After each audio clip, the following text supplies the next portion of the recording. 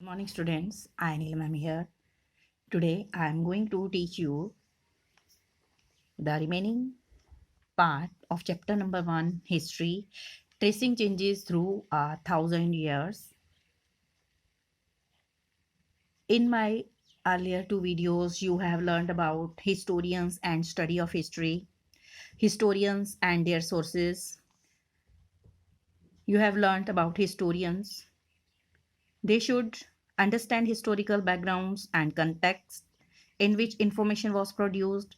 Language of historical records changes considerably over the years.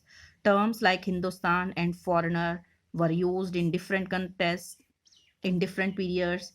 Then you have learned about historians and their sources. Historians rely on coins, inscriptions, architecture, and textual record for information.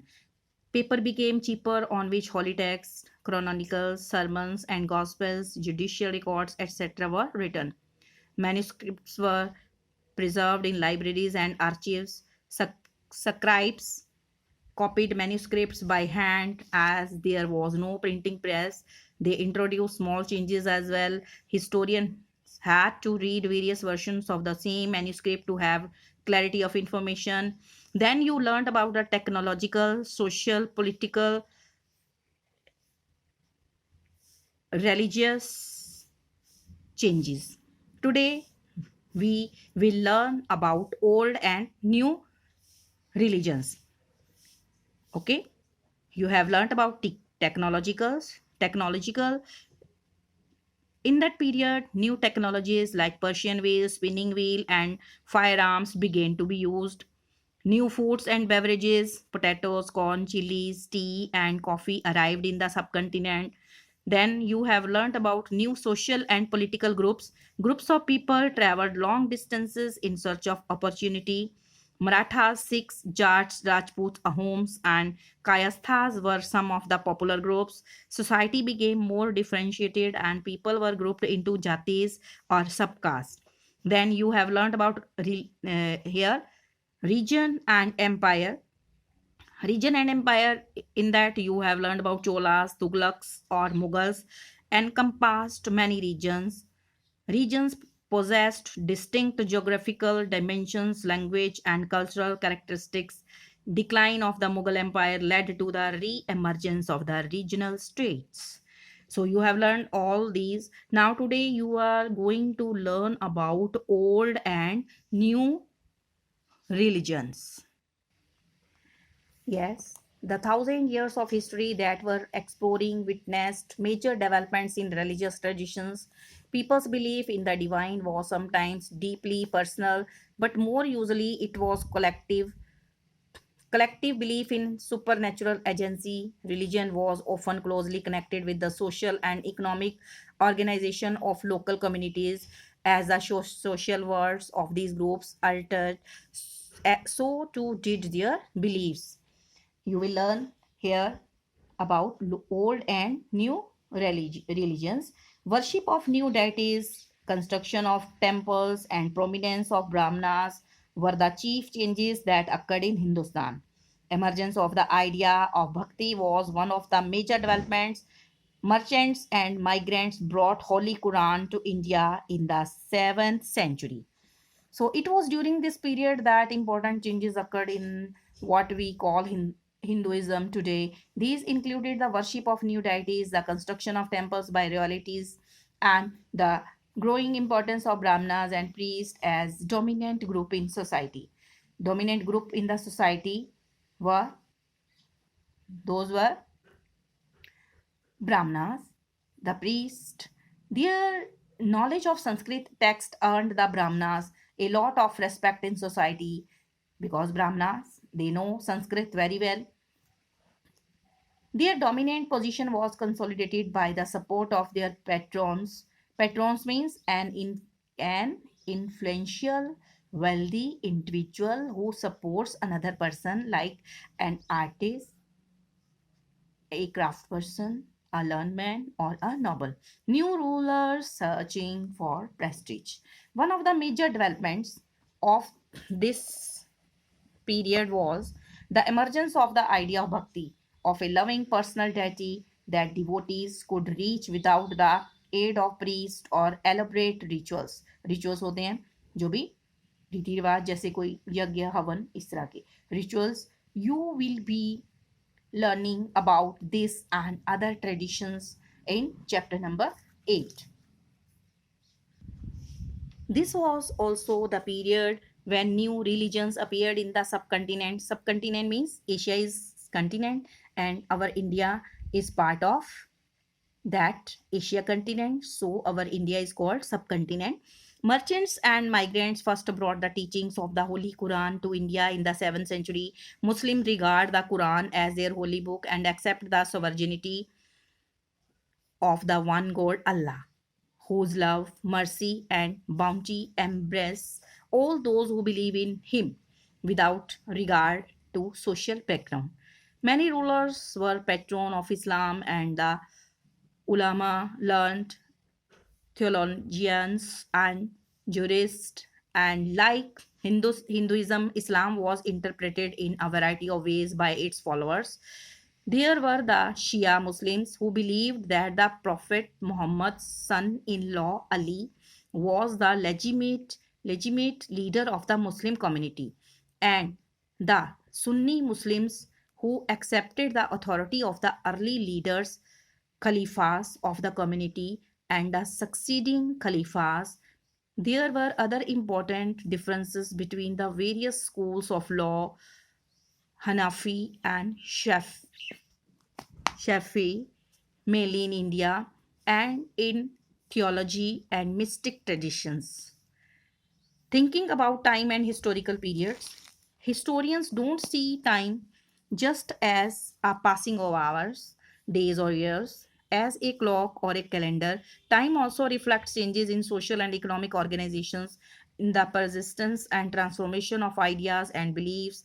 The study of time is made somewhat easier by dividing the past into large segments, periods that possess shared characteristics. In the middle of the 19th century, British historian divided the history of India into three periods.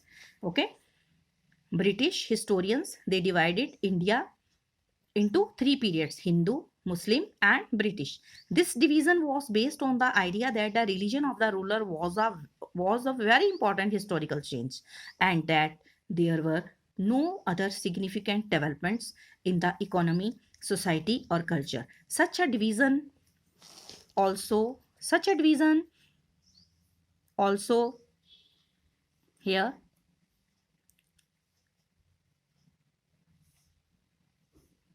ignored the rich diversity of the subcontinent. Britishers, they divided Indian history into three periods: Hindu, Muslim, and British. Hindu, when there was rule of kings, then came Mughals, rule of Muslims, and then after Muslims rule, there was rule of British in our India. Few historians follow this periodization today. Most look to economic and social factors to characterize the major elements of different moments of the past. The histories you read last year included a wide range of early societies, hunter-gatherers, early farmers, people living in towns and villages, and early empires and kingdom. The histories you will be studying this year are often described as medieval history. You are going to study in class 7. You will find out more about the spread of the peasant societies, the rise of regional and imperial state formations, sometimes at the cost of pastoral and forest people, the development of Hinduism and Islam as major religions, and the arrival of European trading companies. सबसे पहले आपने कौन 6 class में पढ़ी थी history? Hunter gatherers, early farmers, people living in towns and villages, early empires और kingdoms की पढ़ी थी ना 6 क्लास में. अब आप पढ़ने जा रहे हैं मिडीवल हिस्ट्री. ओके, और अब एट प्रेजेंट कौन सी चल रही है? मॉडर्न हिस्ट्री चल रही है. लेकिन आप 7th क्लास में मिडीवल हिस्ट्री के बारे में पढ़ेंगे about the spread of peasant and society, the rise of regional and imperial state formation, sometimes at the cost of the pastoral and forest people, the development of Hinduism and Islam as major religions, and the arrival of the European trading companies. These 1,000 years of Indian history witnessed considerable change. After all, the 16th and 18th centuries were quite different from the 11th 8th or the 11th. Therefore, describing the entire period as one historical unit is not without its problems. Moreover, the medieval period is often contrasted with the modern period. Modernity carries with it as a sense of material progress and intellectual advancement. This seems to suggest that the medieval period was lacking in any change whatsoever. But of course, we know this was not the case. During these 1,000 years, the societies of the subcontinent were transformed. Often, the economies in several regions reached a level of prosperity that attracted the interest of European trading companies. और Mughal decline के बाद, मुगल शासन के बाद हमारे देश में कौन आए? यूरोपियन ट्रेडिंग कंपनीज आई। धीरे धीरे वो कंपनीज हमारे देश में आई और हमारे देश पर अधिकार करती गई. As you read this book, look out the signs of change and the historical processes at work. As you read this book, look out for signs of change and historical processes at work. Also, whenever you can compare what you read in this book with what you read last year, look out for changes and continuities wherever you can. And look at the world around you to see what else has changed or remained the same. Okay? So try to read history very carefully with interest. Okay? With interest. Now, after reading this chapter, imagine you are a historian. Choose one of the themes mentioned in this chapter, such as economic, social, or political history, and discuss why you think it would be interesting to find out the history of that theme. You will think,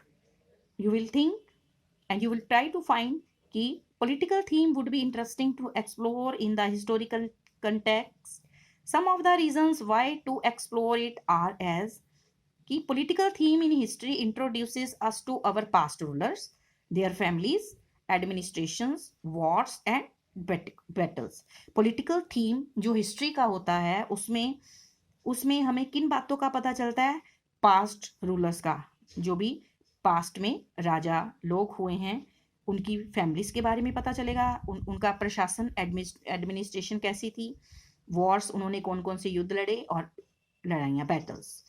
it also lead to know about the various ruling practices such as rule by group of people, कि वो कैसे rule करते थे. Rule by group of people वो क्या कहलाता था? Republic. और monarchy rule of one king. Then political theme also imparts the knowledge about relations with neighboring. जो political theme होता है तो उसके हिस्ट्री का उससे हमें ये पता चलता है, वो हमें नॉलेज देता है किसके बारे में? About relations with neighbouring countries etc. relation with neighboring countries etc. So you will, whatever is taught today, that is old and new religions, here you have learnt about worship of new deities, construction of temples and prominence of Brahmanas were the chief changes that occurred in Hindustan. Emergence of the idea of bhakti was one of the major developments. Merchants and migrants brought Holy Quran to India in the 7th century. You have also learned that Amir Khusro also said that Sanskrit did not belong to any region. It was an old language and common people did not know it, only the Brahmanas spoke it. अमीर खुसरो ने संस्कृत के बारे में ये कहा था कि ये जो संस्कृत है किसी रीजन से भी बिलोंग नहीं करती, ये एक ओल्ड प्राचीन भाषा है और कॉमन पीपल साधारण लोग इसको नहीं बोल पाते। तो इसको केवल कौन बोल सकता है? ब्राह्मण्स। ये किसने कहा था? अमीर खुसरो ने। So thank you, have a nice day, mask yourself, take proper care, stay alert, stay healthy, stay blessed. Thank you.